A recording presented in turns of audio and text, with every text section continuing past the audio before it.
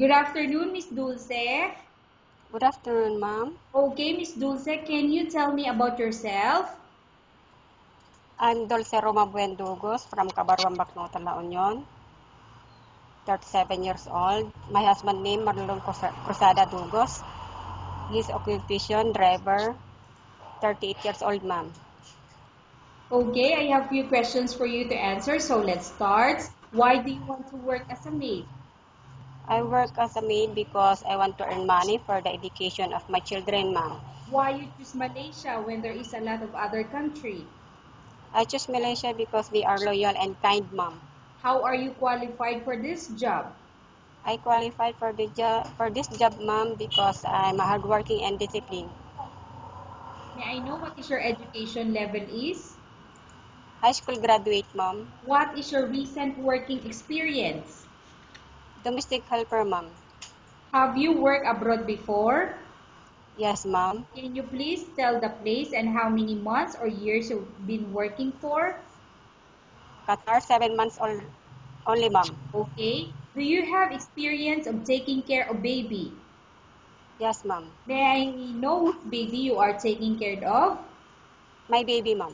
What about elder people or older people? Do you have experience at taking care of an older? My employer mother, ma'am. How old is the mother of the employer you take? 88, ma'am. Okay. Do you have any other special skills? Yes, ma'am. May I know what special skills do you have? All around, ma'am. So what is it? What are those all around that you can tell me? Cooking, cleaning the house. Are you willing to learn new skills? Yes, ma'am.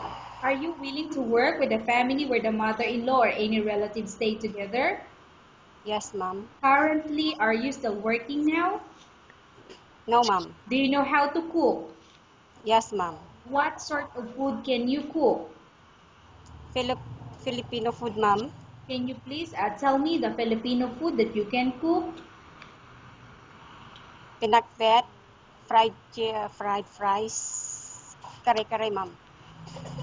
Are you aware that you will have to do washing, cleaning, ironing, and cooking? Yes, ma'am. From all the house chores or household work, such as cleaning, cooking, and washing, which do you like most? All around, ma'am. If ever you were selected to work in Malaysia, who will take care of your kids? My husband, ma'am. You are not allowed to use handphone during working hours. Yes, ma'am. You are only allowed to use handphone after you finish all the works and when going to bed.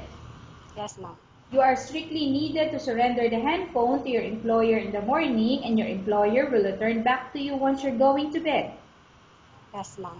If ever your employer finds out that you're abusing your handphone and it's affected your work performance, confiscate your handphone and you're not allowed to hold it anymore.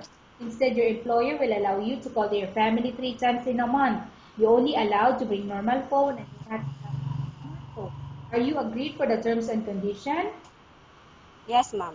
Are you agreed to the rules and regulation for the handphone? Yes, ma'am. How many years is the contract as you agreed and understand? 2 years, ma'am. Can you describe for me your ethics or your attitude? Hard worker, ma'am, and discipline. How can you assure to us that you will work hard in Malaysia? I will finish my contract, ma'am. Can you promise not to use the telephone?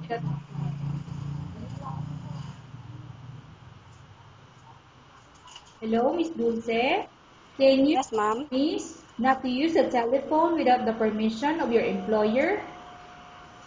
Yes, ma'am. Can you promise not to put on makeup or to dress properly while work? Yes, ma'am. Can you promise not to invite friends and relatives without the consent of your employer? Yes, ma'am. Can you promise not to ask for advance salary from your employer under any circumstances? Yes, ma'am. Do you really understand of the rules and regulation of the agency? Yes, ma'am. Do you pay any placement fee for you to come to Malaysia to work as a maid? No, ma'am. Do you have any history of sickness, example breast cancer? No, ma'am. Do you suffer from any skin diseases, allergy, or physical defect? No, ma'am. Have you suffered from any serious illness? No, ma'am. Do you smoke? No, ma'am. Have you undergone any operation? No, ma'am. Are you medically fit? Miss Dulce? Ma'am? Okay, the question is this. Are you medically fit? Yes, ma'am. Are you in any medication?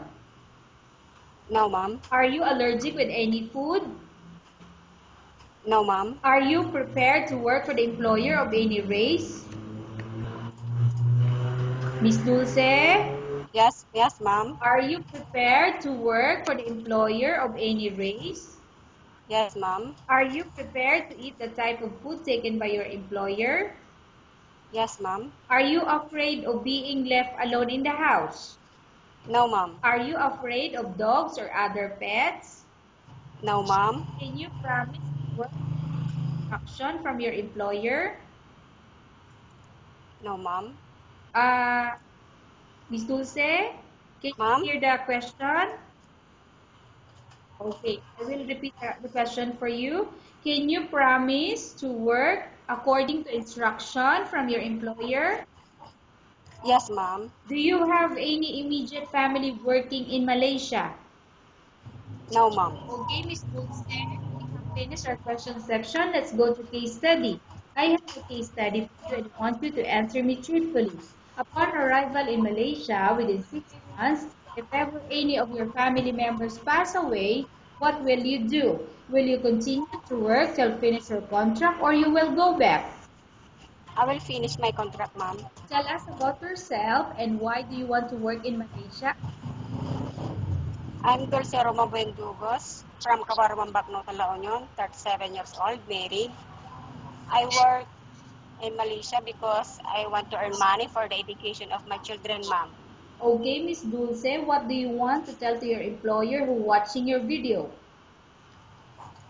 To my employer who is watching me now, I'll do my best as a household worker. I'm a hard worker and I'll obey the rules and regulations, ma'am. Okay, thank you very much, Miss Dulce. We will update your agency if there's any selection made to the employer. Thank you, ma'am.